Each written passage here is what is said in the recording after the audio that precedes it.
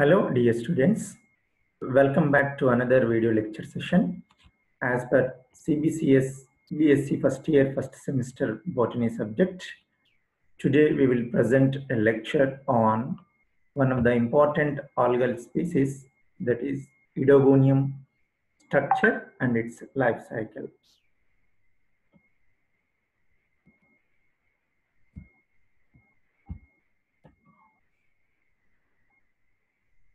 Idogonium, one of the important green algal member, which occurs in freshwater bodies like pools, ponds, and lakes, as well as tanks, which belongs to Chlorophyceae member. In this Idogonium genus, nearly 400 species are there. Among 400, 200 species are reported from India. Most of the algal members are aquatic surroundings, but few algal members reported they are grown as terrestrial or on the soil, that is Idogonium terrestris and Idogonium randwa.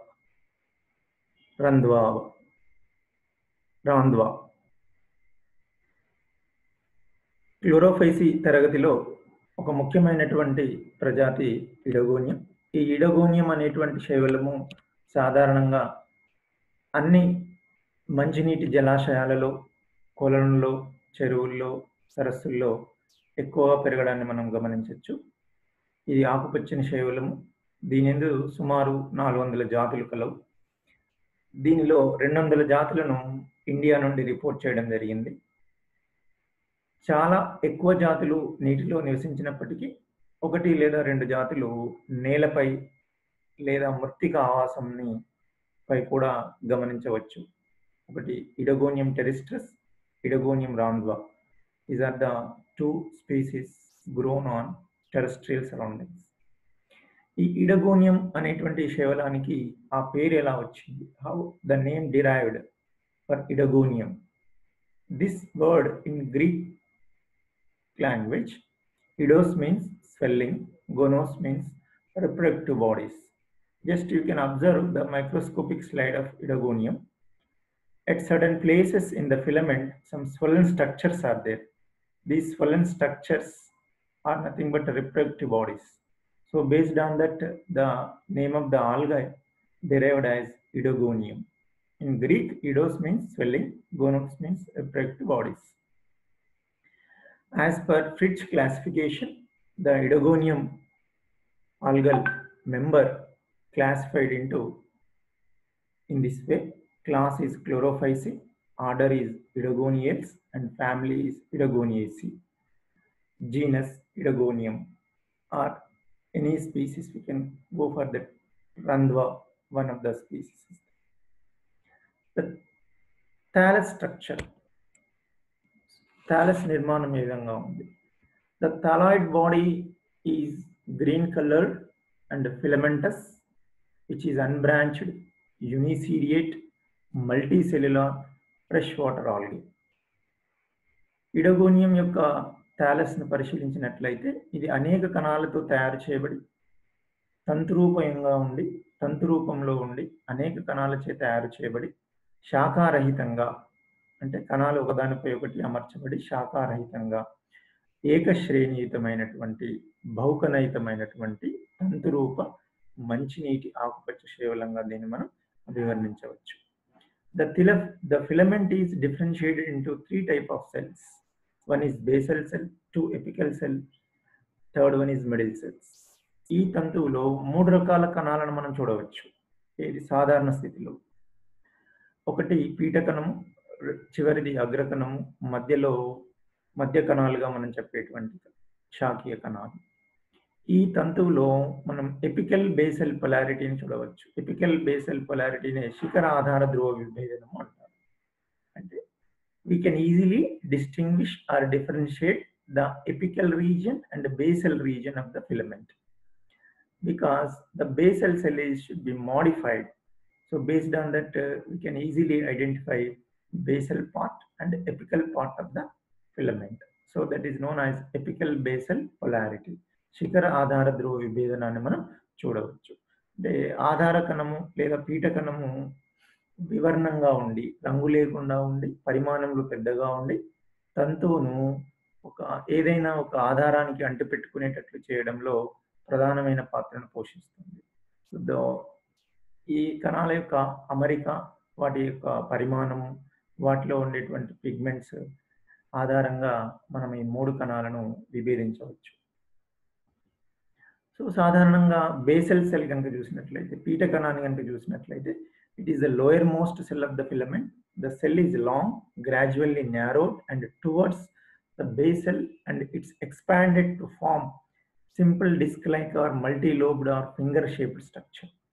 The cell is generally colorless, which perform the function of fixation to the substratum.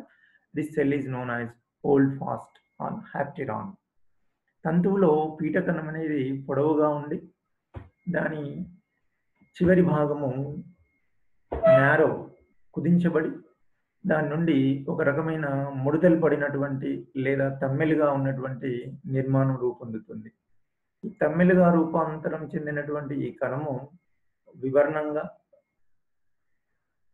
వర్ణద్రవ్యం లేకుండా, కేవలం అంటిపెట్టుకోవడంలో, ఆధారానికి అంటిపెట్టుకోవడంలో ప్రధానమైన పాత్రను పోషించే ఈ పీఠ కణాన్ని మనం hold fast అంటున్నాం.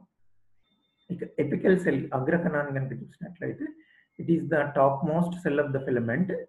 తంతువులో చివరగా ఉండే కణము. The cell is usually rounded towards the apical side and in green colour. ఈ అగ్రకణం యొక్క చివరి భాగము సాధారణంగా గుండ్రంగా ఉంటుంది. దాని యొక్క ఉపరితల భాగము గుండ్రంగా ఉండి మనకు చూడడానికి మధ్య కణంతో కొంత విభేదనాన్ని చూపుతుంది. The cell is usually rounded towards the apical side and appear in green colour. Middle cells, మధ్యగా ఉండేటువంటి కణాలు. All the cells in between the basal and apical cells are alike. పీఠ కణము, అగ్రకణానికి మధ్య ఉన్న అన్ని కణాలు కూడా ఒకే మాదిరిగా మనకు కనబడతాయి. అనగా ఈ కణాలు శాఖీయ కణాలుగా వ్యవహరించబడి పొడవు ఎక్కువగా ఉండి వెడల్పు తక్కువగా ఉంటాయి. The cells are longer than their breadth. So that's why they are appear in rectangular in shape. The cell with a cap is called cap cells. ఈ ఫిలమెంట్ తంతువులో ఉన్నటువంటి శాఖీయ కణాలలో కొన్ని కణాలకు ఒక ఉంగరం లాంటి శక్మం ఉంటుంది. దీన్ని టోపీ కణం అని చెప్పి పిలుస్తారు. So the number of caps on a cell indicates the number of cell divisions in that cell. ఒక శాఖీయ కణంలో క్యాప్స్ అనేటివి సంఖ్యలో ఎన్ని ఉంటాయో దాన్ని బట్టి అది అంతే సంఖ్యలో విభజన చెందిందని మనం నిర్ధారించవచ్చు. The number of caps on a cell indicates the number of cell divisions in that cell.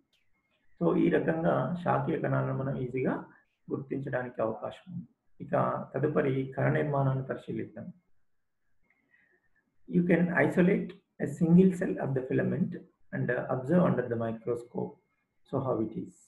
The intercalary cells are longer than their breadth and are cylindrical shape. The cells are surrounded by thick and rigid cell wall. ఇవి స్తూపాకారంగా ఉండి పొడవు ఎక్కువగా, వెడల్పు తక్కువగా ఉన్నటువంటి ఈ మధ్యస్థ కణాలు కణకవచంచే ఆవరించబడి ఉంటాయి. మందమైనటువంటి కణకవచంచే ఆవరించబడి ఉంటాయి.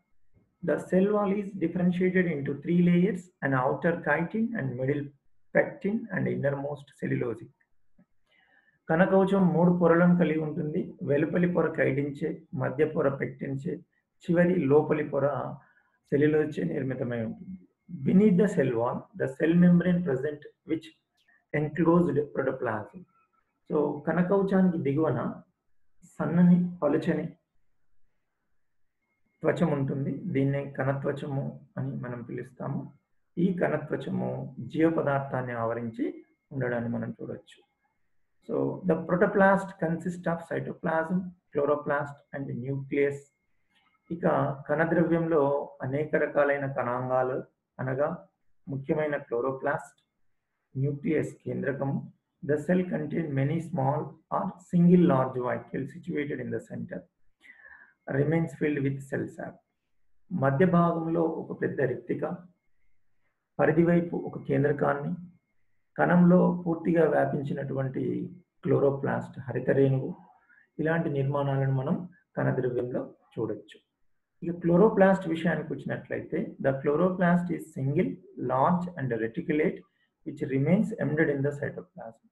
సో జాలాకారంగా ఉండేటువంటి హరిత రేణువు ఒకవైపు నుంచి మరొక వైపుకు విస్తరించబడి ఉంటుంది.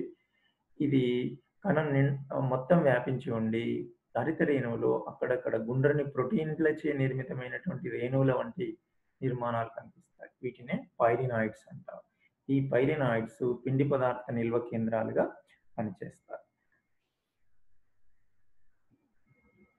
ఇక అన్ని కణాలలో ఒక ఏకస్థితిక కేంద్రకం ఉండి సాధారణంగా ఇది మధ్య భాగంలో ఉంటుంది ప్రారంభ దశలో. కానీ పరిపక్వం చెందే కొలది ఈ కేంద్రకము పరిధి వైపు చేరుతుంది. కారణం ఏంటంటే రిక్తిక మధ్య భాగంలోకి మార్పు చెందడమే. ఈ రకంగా ఒక శాఖీకరణ నిర్మాణాన్ని మనం ఈడోగోనియంలో చూడడానికి అవకాశం ఉంది. ఇక ఈడోగోనియంలో కణ విభజన ఎలా జరుగుతుంది, తంతు యొక్క పెరుగుదల ఏ విధంగా జరుగుతుందో తెలుసుకుందాం. Growth of the filament takes place through cell division. All cells except apical and basal ones are the capable of dividing through cell division. Through division remains restricted in some of the cells of the filament. తంతువులోని అగ్రపీఠ కణాలు కాకుండా మధ్యస్థంగా ఉన్నటువంటి అనేక కణాలు విభజన సామర్థ్యాన్ని చూపుతాయి. ఈ విభజన సామర్థ్యాన్ని చూపడం వల్ల తంతు పరిమాణంలో పెరుగుతూ ఉంటుంది.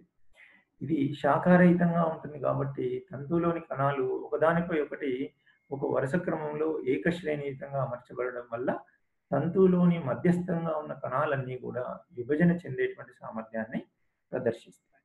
ఈ కణ విభజన అనేది 3 ప్రక్రియలతో కూడుకున్నటువంటి అంశం.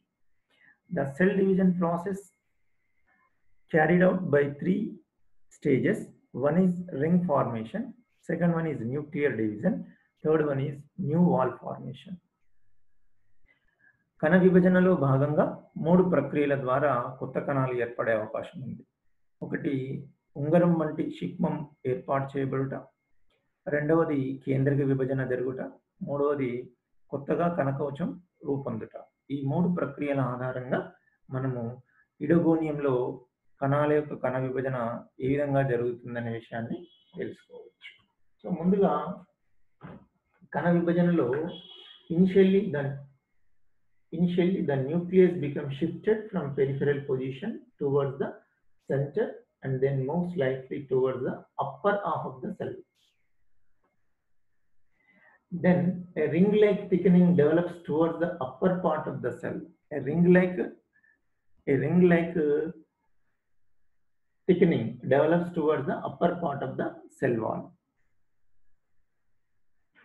At the end of cell division means before the nucleus undergo mitotic division, it forms two nuclei. So after ring formation, just you go through the diagram. So these are the 2 daughter nuclei are formed in the parent cell. At the end of cell division, a row of microtubules develop and accumulate as a layer between the daughter nuclei. So a microtubules are arranged in between the 2 nuclei. They are arranged and accumulate as a layer between the 2 daughter nuclei. The ring-like thickenings gradually elongates and splits the mother wall towards the apical region. ఈ శిక్మం లాంటి నిర్మాణం క్రమంగా వ్యాప్తి చెంది మాతృకణంలో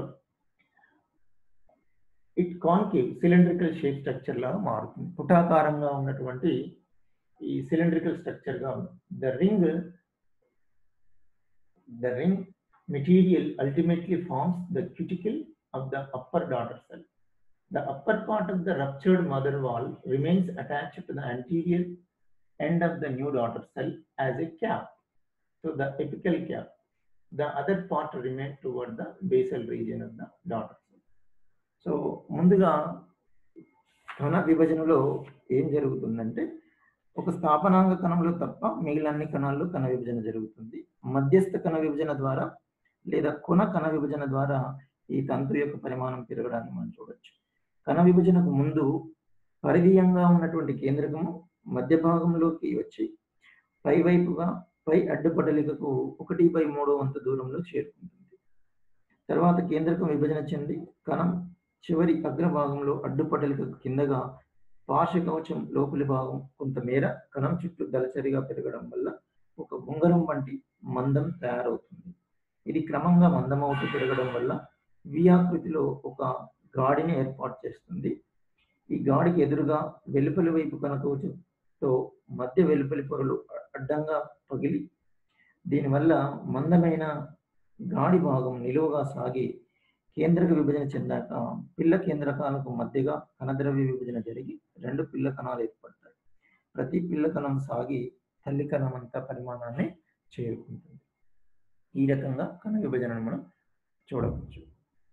next తదుపరి ప్రత్యుత్పత్తి. ఇడగోనియం జాతులలో ప్రత్యుత్పత్తి శాఖీయ, అలైంగిక, లైంగిక విధానాల్లో జరుగుతుంది. Mostly in oedogonium species reproduction carried out by 3 processes: vegetative, asexual and sexual reproduction. First one is vegetative. Normally most of the algal members are rapidly propagate their thallus in the water bodies by fragmentation process.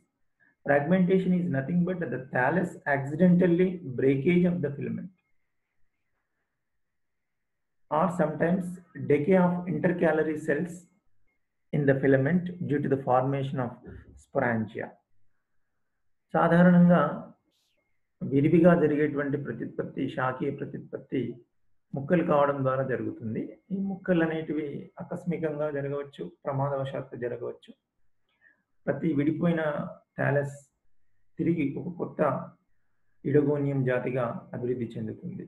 కొన్ని సందర్భాల్లో తంతువులోని కణాలు సిద్ధబీజాశయాలుగా మారినప్పుడు వాటి మధ్యస్థ కణాలు నశించబడతాయి. నశించబడడం వల్ల తంతువు ముక్కలుగా మారి ప్రతి ముక్క కొత్త ఇడగోనియం జాతిగా అభివృద్ధి చెందుతుంది. ఇది వెజిటేటివ్కి సంబంధించిన ప్రత్యుత్పత్తి.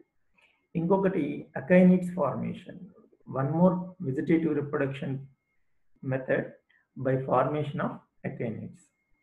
In unfavorable conditions, the entire protoplast of the cell modified as a thick-walled reddish-orange round or oval structure.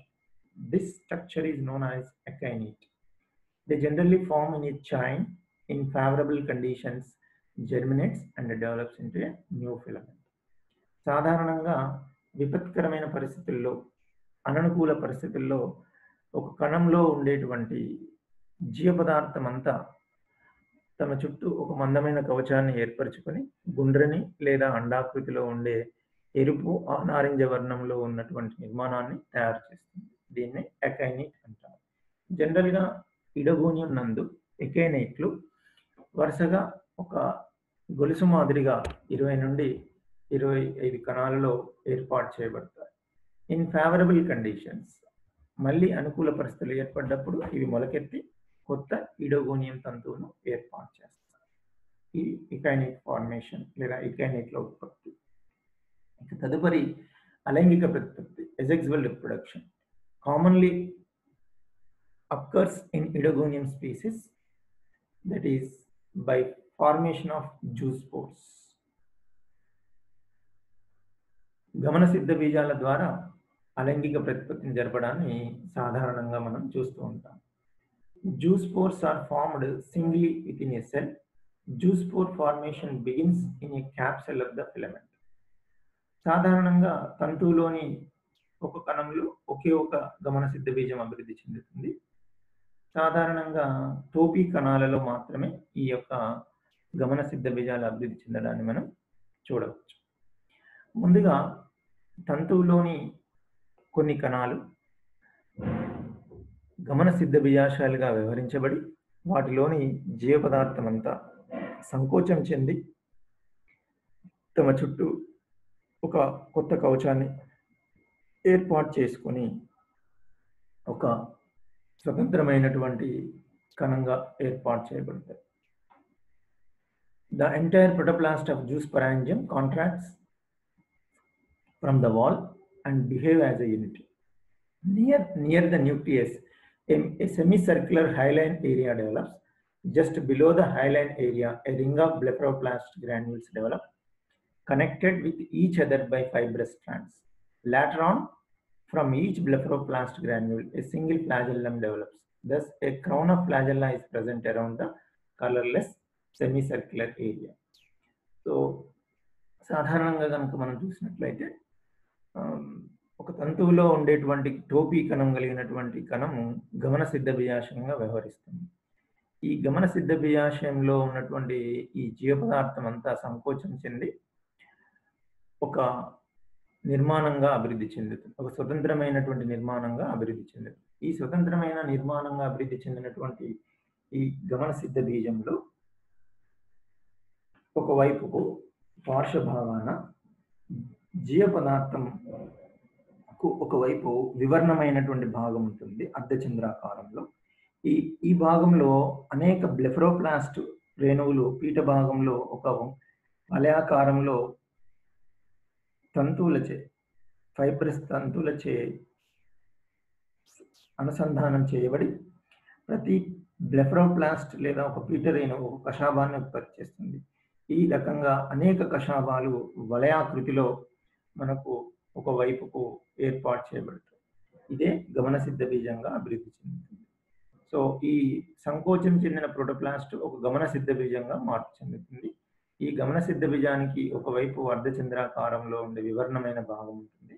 దీని క్రిందుగా ఒక వలయాకారంలో అనేక కషాబాలు అనేక సంఖ్యలో ఏర్పాటు చేయబడి ఈ బహు కషాబయిత గమన సిద్ధ బీజాలుగా ఏర్పాటు చేయబడతాయి. ఇటువంటి గమన సిద్ధ బీజాలను స్టెఫనోకాంట్రకపు గమన సిద్ధ బీజాలుగా పిలుస్తాం. The zoospores are multiflagellate and ovoid, pyriform or spherical in shape. They are uninucleate with single chloroplast. ప్రతి గమన సిద్ధ బీజంలో ఒక ఏకస్థిక కేంద్రకము ఒక క్లోరోప్లాస్ట్ ఉండి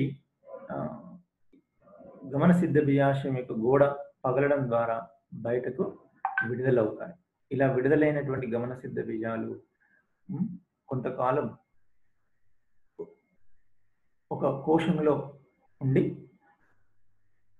వెంటనే ఆ కోశం కరిగిపోవడం వల్ల జూస్పోర్స్ విడుదలై స్వేచ్ఛగా నీటిలో ఈదుతూ ఉంటాయి. కషాబాలను పెంపొందించుకున్న తర్వాత టోపీకి దగ్గరగా కణకోశం పగిలి మిసిలేజ్ అనే ఆశయంచే ఆవరించబడిన గమన సిద్ధ బీజం బయటికి విడుదలవుతుంది. మిసిలేజ్ ఆశయం కరిగిపోవడం ద్వారా గమన సిద్ధ బీజాలు స్వేచ్ఛా స్థితిని పొందుతాయి. ప్రతి గమన సిద్ధ బీజంలో ఒక కేంద్రకము, హరితరేణువు, కంటి చుక్క వంటి భాగాలను చూడవచ్చు. ఇది ఆకుపచ్చగా వివృతంగా ఉంటుంది. ఎలా మొలకెత్తుతాయి గమన సిద్ధ బీజాలు? కొన్ని గంటల పాటు ఈ గమన సిద్ధ బీజాలు గమనంలో ఉండి తదుపరి అంకురణ చేస్తాయి. అంకురించే గమన సిద్ధ బీజాలు ఒక ఆధారాన్ని చేరి వివర్ణమైన భాగంతో ఆధారాన్ని అడ్డుపెట్టుకొని స్థిరపడిన తర్వాత కవచాన్ని ఏర్పాటు చేసుకుని కణ విభజన చెందడం వల్ల రెండు కణాలు ఏర్పాటు చేయబడతాయి. కింది కణం స్థాపనాంగ కణంగా, పై కణము శాఖీయ కణంగా మారి విభజన చెందడం వల్ల అనేక కణాలు గల కొత్త తంతువు ఏర్పాటు చేయబడుతుంది. The zoospore can swim for about 1 hour or more, coming in contact with substratum by the anterior end. It loses flagellum and starts it elongate. The lower hyaline part becomes separated by a cell wall, which forms the holdfast. Through the subsequent division and redivisions in a single plane, new filament is formed. So this is the picture indicates the asexual reproduction of Eidogonium. So this is the zoospore. At the time of germination, zoospore it gives new Eidogonium thallus. The breakage, how it will liberated, and after liberation, the mucilage sheath will be dissolved and freely move in the water. Then after it reach it to a substratum, then it will be undergo germination process and it gives new filament. So next one, the next important aspect in the Eidogonium, sexual reproduction. So normally the sexual reproduction influenced by the deficiency of nitrogen in the water bodies or sometimes alkaline pH condition are the important factors for promoting the sexual reproduction. Normally, sexual reproduction type is advanced oogamous type. నత్రజని లోపించడం వల్ల కానీ నీటిలోని క్షారత్వ గుణం వల్ల కానీ ఇడగోనియం జాతుల్లో లైంగిక ప్రతిపత్తి ప్రేరేపించబడుతుంది. ఈ లైంగిక ప్రతిపత్తి అండ సంయోగం అనే పద్ధతిలో జరుగుతుంది. oogamous టైప్ అనేటువంటి పద్ధతిలో జరుగుతుంది. సాధారణంగా అండ సంయోగ పద్ధతిలో లైంగిక ప్రతిపత్తి జరగడానికి 2 సంయోగ బీజాశయాలు కావాలి. 2 gametangias are required. They are named as antheridium, another one is oogonium. ఇందులో antheridium అనేటువంటి పురుష సంయోగ బీజాశయము, oogonium అనేటువంటి స్త్రీ సంయోగ బీజాశయం అభివృద్ధి చెందుతుంది. ఈ 2 రకాల సంయోగ బీజాశయాల నుండి 2 గెమెట్స్ సంయోగ బీజాలు అభివృద్ధి చెందబడి ఇవి స్వరూపాత్మకంగాను శరీర సంబంధ క్రియలు కానీ విభేదనాన్ని చూపడాన్ని మనం చూడవచ్చు. The male and female gametes are differ both morphologically and physiologically. The distribution of sex organs in Idogonium. So ఏ విధంగా ఇడగోనియం జాతుల్లో ఈ 2 రకాల లైంగిక అవయవాలు వ్యాప్తి చెంది ఉన్నాయి అన్నదాన్ని బట్టి 2 రకాల జాతులను దీనిలో గుర్తించడం జరిగింది. Based on the size of the male filament, the species of Idogonium are divided into 2 groups, macrandrous and anandrous type. పురుష సంయోగ బీజాశయాలను ఏర్పరిచే పురుష తంతువు యొక్క పరిమాణము బట్టి ఇడగోనియంలో 2 ప్రధానమైనటువంటి జాతులను గుర్తించడం జరిగింది. ఒకటి macrandrous జాతులు, రెండవది anandrous జాతులు. macrandrous జాతులని వీటిని అంటారు. In macrandrous type, the antheridium develops in the filament of normal size. ఏ జాతుల్లోనైతే పురుష సంయోగ బీజాశయాలు సాధారణ తంతువుల్లో ఏర్పాటు చేయబడతాయో వాటిని macrandrous టైప్ గా గుర్తించారు. ఏ జాతుల్లోనైతే పురుష బీజాలు పొట్టిగా ఉండే పుంమామన తంతువుల్లో ననాండ్రియంలో అభివృద్ధి చేయబడతాయో వాటిని ననాండ్రస్ జాతులుగా పేర్కొన్నారు. macrandrous జాతుల్లో పురుష బీజాలు సాధారణ తంతువుల్లోనే ఏర్పాటు చేయబడతాయి కాబట్టి వీటిని మళ్ళీ 2 రకాలుగా గుర్తించారు. ఏకలింగాశ్రయ జాతులుగాను, ద్విలింగాశ్రయ జాతులుగాను. ఏకలింగాశ్రయ జాతులు, ద్విలింగాశ్రయ జాతులు అని చెప్పడానికి గల కారణం ఏంటంటే in monoecious type, antheridia and oogonia are born on the same filament. ఒకే తంతువులలో ఇటు స్త్రీ సంయోగ బీజాశయాలతో పాటు పురుష సంయోగ బీజాశయాలు కనుక ఏర్పాటు చేయబడినట్లయితే వాటి మనం ద్విలింగాశ్రయులుగా చెప్తాం. అదే ఏకలింగాశ్రయులను ఎప్పుడు చెప్తాము లేదా డైషియస్ టైప్ అని ఎప్పుడు చెప్తామంటే ఆంథరీడియం లేదా పురుష సంయోగ బీజాశయాలు ఒక తంతువులో, వేరొక తంతువులో స్త్రీ బీజాశయాలు కనుక వేరు తంతువుల్లో అభివృద్ధి చెందినట్లయితే వాటిని మనం ఏకలింగాశ్రయాలుగా అభివర్ణిస్తాం. సో macrandrous జాతులు ఏకలింగాశ్రయాలుగా ఉండొచ్చు, ద్విలింగాశ్రయాలుగా ఉండవచ్చు. ముందుగా ఏకలింగాశ్రయుల్లో ఏ రకంగా ఈ లైంగిక ప్రతిపత్తి చేపట్టబడుతుంది macrandrusలో చూద్దాం. ఆంథరీడియం ఎలా ఏర్పాటు చేయబడుతుంది, ఆంథరీడియం ఎలా తయారు చేయబడుతుంది, ఆంథరీడియం యొక్క నిర్మాణం ఏంటి, ఆంథరీడియంలో ఏ రకంగా పురుష బీజాలు తయారు చేయబడతాయి అనే విషయాన్ని ఇప్పుడు మనం దీనిలో గమనిద్దాం. Any cap cell of the vegetative filament may function as antheridial mother cell. It divides transversely into an upper smaller antheridium and lower larger sister cell. సాధారణంగా తంతువులో టోపీ కణం ఉన్నటువంటి ఒక కణము పురుష బీజాశయ మాతృకణంగా వ్యవహరించబడి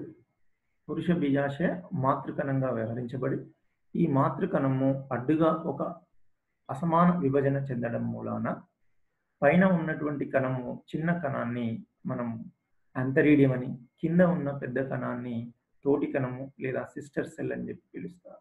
సో ఈ ఆంథరీడియం మదర్ సెల్ విభజన చెంది 2 కణాలను ఇచ్చింది. పైన ఉన్న చిన్న కణాన్ని మనము ఆంథరీడియం గాను, కింద ఉన్న కణాన్ని సిస్టర్ సెల్ అని చెప్పి పిలుస్తాము లేదా తోటి.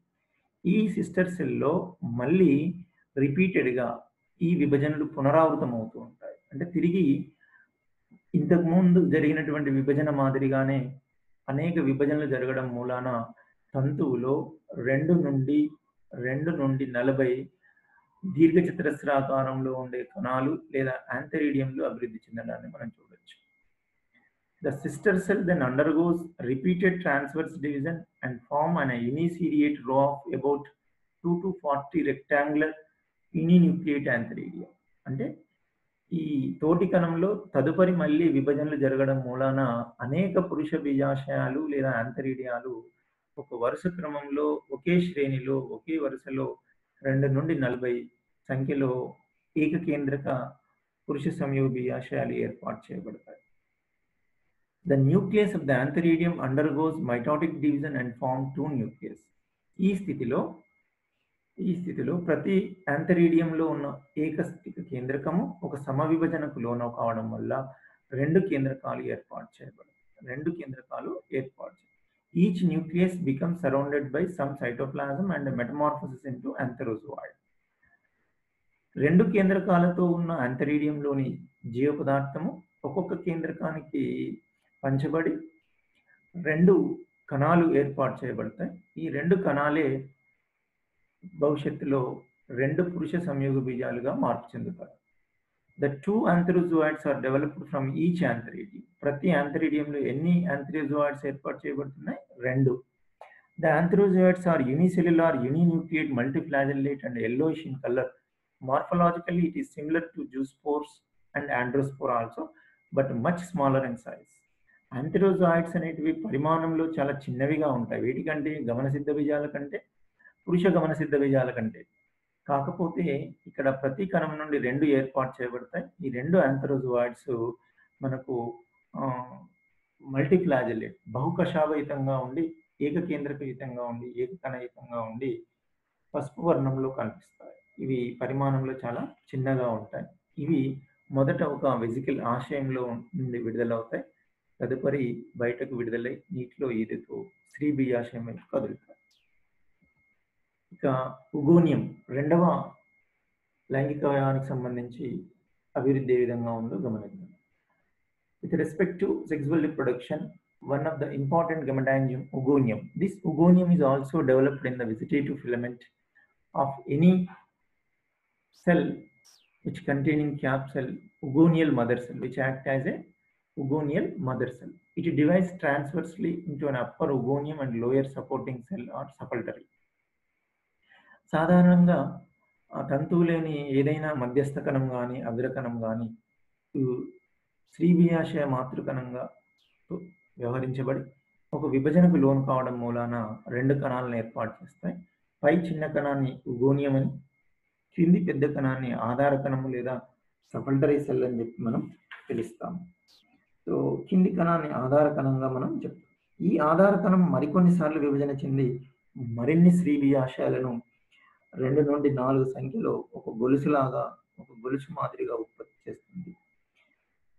ద్విలింగాశ్రయ జాతులన్నింటిలో ఎగ్జాంపుల్ ఇడోగోనియం నోడ్యులోజం ఆధార కణం విభజన చెంది అంతరిడియంలను ఉత్పత్తి చేయవచ్చు.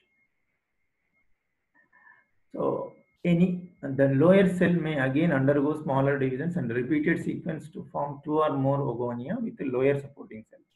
With maturity of the oogonium become a globose which contains single egg. A receptive spot is present at one side of the egg. Before fertilization, a transverse slit or pore developed on the oogonial wall through which the antherozooids take the entry. సాధారణంగా ఈ స్త్రీ బీజాశయాలు లేదా ఓగోనియంలు 2 నుండి 3 వరుస క్రమంలో ఏకశ్రేణీయుతంగా ఉండి పై భాగంలో టోపీ కణాలు ఉండడాన్ని కూడా మనం గమనించవచ్చు.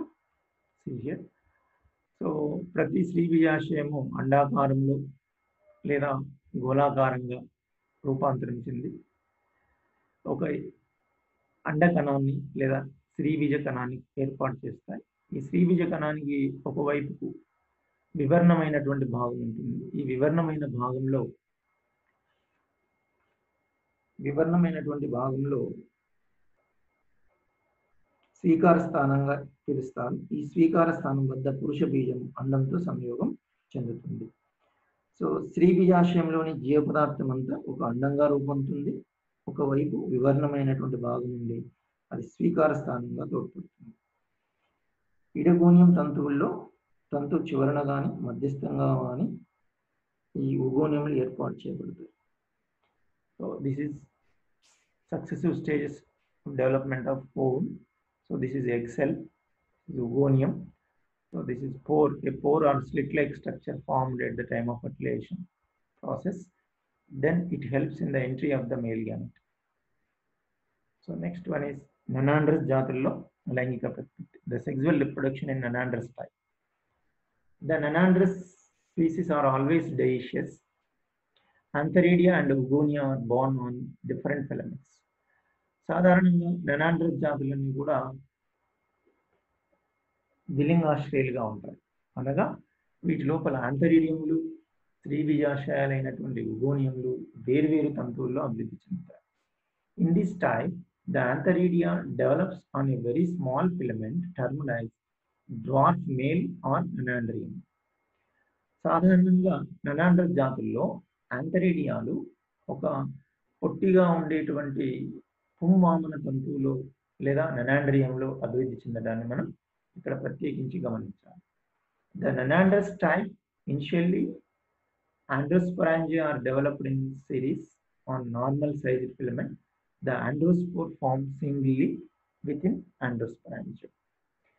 మరి ఈ పొట్టిగా ఉండే పుంవామన తంతువులు ఏర్పాటు చేయడానికి ముందుగా ఒక సాధారణ తంతువుల్లో ఆండ్రోస్పరాంజియా అనేది అభివృద్ధి చెందబడాలి.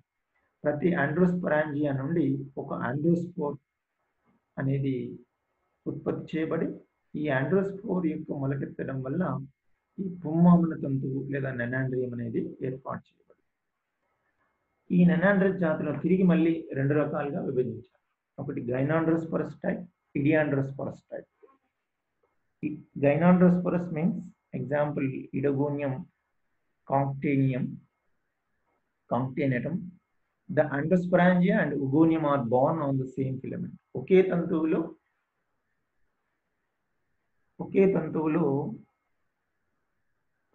పురుష గమన సిద్ధ బీజాశయాలు ఉగోనియంలు అభివృద్ధి చెందినట్లయితే వాటిని గైనాండ్రోస్పోరస్ అని, వేర్వేరు తంతువుల్లో ఆండ్రోస్పోరాంజియాలు ఉగోనియాలు అభివృద్ధి చెందినట్లయితే వాటిని ఇడియాండ్రోస్పోరస్ అని చెప్తారు.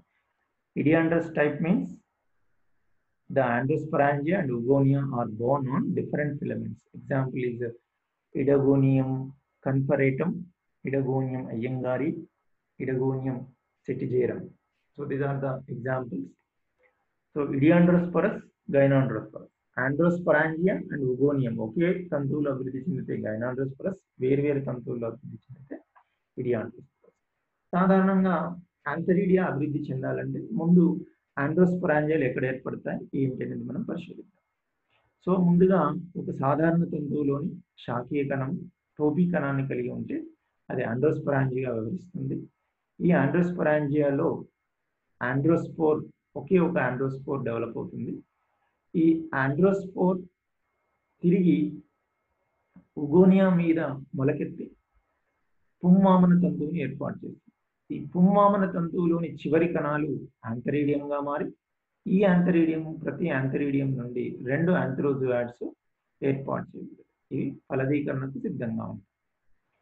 So in the development of antheridia, the normal filament of oedogonium species, one of the vegetative cell should behave like androsporangia. In the androsporangia, one androspore develops. The development process is similar to as a zoosporangia model. But only one androspore develops by the contraction of protoplasm of the androsporangia. Nanandrous తరగతికి చెందిన కొన్ని జాతుల్లో సామాన్య తంతువులోని ఆండ్రోస్పరాంజియాలు అధిక సంఖ్యలో ఒక వరుస క్రమంలో గొలుసులాగా ఏర్పడతాయి. వీటి అభివృద్ధి ఆంథరీడియంల అభివృద్ధిని పోలి ఉంటుంది. మ్యాక్రాండ్రస్ లోని ఆంథరీడియం అభివృద్ధి ఇన్ ద మ్యాక్రాండ్రస్ జాతుల్లో వీటిని మనం ఏమని పిలిచాము? ఆంథరీడియం అని పిలిచాము. కానీ ఇక్కడ ఆండ్రోస్పరాంజియా అని పిలిచాం. పురుష గమన సిద్ధ బీజాశయాలు. ఈ పురుష గమన సిద్ధ బీజాశయాల్లో ఒక ఆండ్రోస్పోర్ ఏర్పాటు చేయబడింది. హియర్ ఒక ఆండ్రోస్పోర్ తయారవుతుంది. అంటే దీనిలోని జీవ పదార్థం అంతా సంకోచం చెంది ఒక ఆండ్రోస్పోర్ను ఉత్పత్తి చేస్తుంది. ప్రతి ఆండ్రోస్పోర్కి కూడా ఇవి గమన సిద్ధ బీజాల కంటే చిన్నవిగా ఉండి ఆండ్రోస్పోర్లు విడుదలయ్యాక కొంతసేపు గమనంలో ఉండి తంతువులో అభివృద్ధి చెందుతున్న ఉగోనియాల మీద చేరుతాయి. ఆండ్రోస్పోర్ వృద్ధి, నిర్మాణము, ఆకృతి, విడుదల అయ్యే విధానం అంతా అలైంగిక ప్రతిపత్తిలోని గమన సిద్ధ బీజాలను పోలి ఉంటుంది. So here just you can observe this is androsporangia and each androsporangia produce one androspore. These androspores are released into the water and they swim and reach to the oogonium. They may be developed on oogonia or sometimes below the cephalopolyp cell also. ఈ పురుష గమన సిద్ధ బీజాలు ఆధారకణం మీద కానీ ఉగోనియం మీద కానీ స్థిరపడి అంకురించి 3 కణాలు గల తంతువుగా ఏర్పాటు చేయబడుతుంది. These 3-celled filament is formed by the germination of the androspore. So these 3-celled small dwarf filament is known as menandrium. So ఈ పుంవామన తంతువులోని చివరి కణము ఆంతరీడియంగా వ్యవహరిస్తుంది. ఈ ఆంతరీడియం కవచంలో ఏర్పాటు చేయబడిన రంధ్రం ద్వారా పురుష బీజాలు మిసిలేజ్ ఆశయంతో పాటు బయటకు వస్తాయి. తర్వాత మిసిలేజ్ ఆశయం అదృశ్యమై పురుష బీజాలు స్వేచ్ఛను పొంది గమన దశలో ఉంటాయి. So the apical cell of the dwarf filament should be act as antheridium.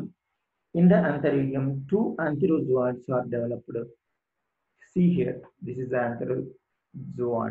antherozoids. So the antherozoids initially they are surrounded with mucilaginous vesicle. Later it is dissolved or dissociated and the antherozoids released into the water and reach to the oogonium receptive site. So పురుష బీజాలు విడుదలైన తర్వాత ఇవి స్త్రీ బీజ కణంలో ఉన్నటువంటి స్వీకార స్థానం వైపు చేరి దానిలోని పగులు ద్వారా లోపలికి ప్రవేశించి ఫలదీకరణను చేపడతాయి.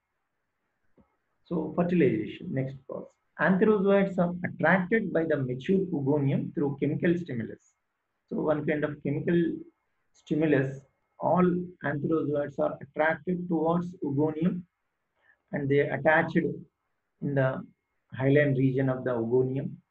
Then they enter through the opening on the oogonial wall and fertilize the egg, resulting in the formation of diploid zygote or oospore. ఫలదీకరణ అండ సంయోగ పద్ధతిలో జరుగుతుంది. పరిమాణంలో చిన్నగా ఉన్న చలన పురుష బీజాలు, బహుకోశావహిత చలన పురుష బీజాలు అండకణాన్ని చేరి స్వీకార స్థానం ద్వారా లోపలికి ప్రవేశించి అండంతో సంయోగం చెంది ద్వయస్థితిగా సంయుక్త బీజాన్ని ఏర్పాటు చేస్తుంది.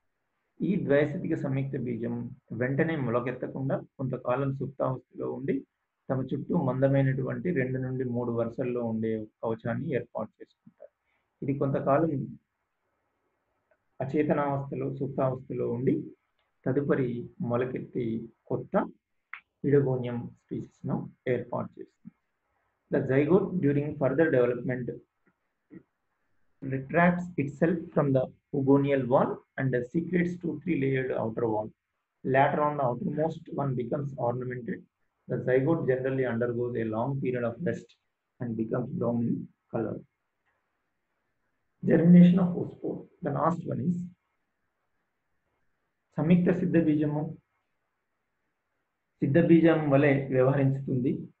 తన చుట్టూ మందమైన కవచాన్ని ఏర్పాటు చేసుకోవడం వల్ల దానిలోని కేంద్రకము క్షేకరణ విభజనకు లోనై 4 ఏకస్థితిక కేంద్రకాలను ఏర్పాటు చేయబడి వాటి చుట్టూ కొత్త కవచాలు ఏర్పాటు చేయబడి 4 కణాలు ఏర్పడతాయి. They liberate by rupturing the oospore wall. During the liberation, they develop flagella and are called meiospores. ప్రతి ఒక్క కణము ఒక మియోస్పోర్ గా బయటకు విడుదలవుతుంది. సో ఈ బయటకు విడుదలైనటువంటి మియోస్పోర్ after swimming for some time in water, they withdraw their flagella and germinate into new haploid Erogonium filament like zoospore in the asexual reproduction. ఈ క్షయకరణ విభజన ఫలితంగా ఏర్పాటు చేయబడిన 4 సిద్ధ బీజాలు బయటకు విడుదలై ఫ్లాజెల్లాను కషాభాలను పోగొట్టుకొని మొలకెత్తి కొత్త ఏకస్థితిక ఈడోగోనియం తంతువులను ఏర్పాటు చేస్తారు. ఇది అన్ని విధాల గమన సిద్ధ బీజాలు మొలకెత్తి కొత్త ఈడోగోనియంలను ఏర్పరిచినట్లుగానే ఉంటుంది. In monoecious species, all the Jew neospores developed into similar Erogonium filament. ఒకవేళ ఏకలింగాశ్రయ జాతులైతే వాటికి సంబంధించి 2 సిద్ధ బీజాలు పురుష తంతువులుగాను 2 సిద్ధ బీజాలు స్త్రీ తంతువులుగా అభివృద్ధి చెందుతాయి. ఒకవేళ అవి ఏకలింగాశ్రయాలుగా ఉన్నట్లయితే, అనగా డైషియస్గా ఉంటే ఒక రకంగా, మోనోషియస్గా ఉంటే ఒక రకంగా. ఏకలింగాశ్రయాలుగా ఉంటే 4 సిద్ధ బీజాలు ఒకే రకమైన ఈడోగోనియం తంతువులను ఏర్పాటు చేస్తాయి. సో ఇక తదుపరి జీవిత చక్రానికి వచ్చినట్లయితే, ఈడోగోనియం యొక్క జీవిత చక్రాన్ని ఏకస్థితిక జీవిత చక్రం అంటారు. సో మ్యాక్రాండ్రస్ విషయానికి వచ్చినట్లయితే, ఈడోగోనియం అలైంగిక ప్రతిపత్తి జూస్పొరాంజియం, తర్వాత జూస్పోర్ మొలకెత్తి కొత్త ఈడోగోనియం ఏర్పాటు చేయడం. ఇక లైంగిక ప్రతిపత్తి విషయానికి వచ్చినట్లయితే, లైంగిక ప్రతిపత్తిలో 2 తంతువులు ఆంథరీడియం, ఒగోనియం వేరువేరు తంతువుల్లో అభివృద్ధి చెందితే, ఆంథరీడియం నుండి ఆంథ్రోజాయిడ్స్ ఏర్పాటు చేయబడితే, ఒగోనియం నుండి అండకణం తయారవుతుంది. రెండింటి ఫలదీకరణ వల్ల జైగోట్ ఫామ్ అవుతుంది. ఈ జైగోట్ క్షయకరణ విభజనకు లోనే 4 క్షయకరణ విభజన ఫలితంగా 4 సిద్ధ బీజాలను ఏర్పాటు చేస్తుంది. ఈ 4 గమన సిద్ధ బీజాలు మళ్ళీ మొలకెత్తి కొత్త ఈడోగోనియంలను ఏర్పాటు చేస్తాయి. సో ఈ జీవిత చక్రంలో ప్రధానమైన దశ ఏకస్థితికంగా ఉండి, ద్వయస్థితిక దశ కేవలం జైగోట్కు మాత్రమే పరిమితమై ఉంటుంది, లేదా సంయుక్త సిద్ధ బీజానికి మాత్రమే పరిమితమై ఉంటుంది. ఒక జైగోట్ తప్ప మిగిలిన అన్ని దశల్లో ఈడోగోనియం ఏకస్థితిక దశలోనే ఉంటుంది. కాబట్టి దీనిలోని predominant phase is haploid condition. The diploid condition is restricted to only zygote. That's why the life cycle is known as haplontic life cycle. దీనిలోని జీవిత చక్రాన్ని మనం ఏకస్థితిక జీవిత చక్రంగా పిలవచ్చు. సో ఇది నేడు క్లోరోఫైసీ తరగతికి చెందిన ఒక ముఖ్య శైవలమైనటువంటి ఈడోగోనియంకి సంబంధించిన జీవిత చక్రము, దాని కణ నిర్మాణము, దానిలోని ప్రతిపత్తి మొదలగు అంశాలు మనం నేర్చుకోవడం జరిగింది. తదుపరి క్లాస్లో మరొక శైవలం గురించి నేర్చుకుందాం. So thank you one and all.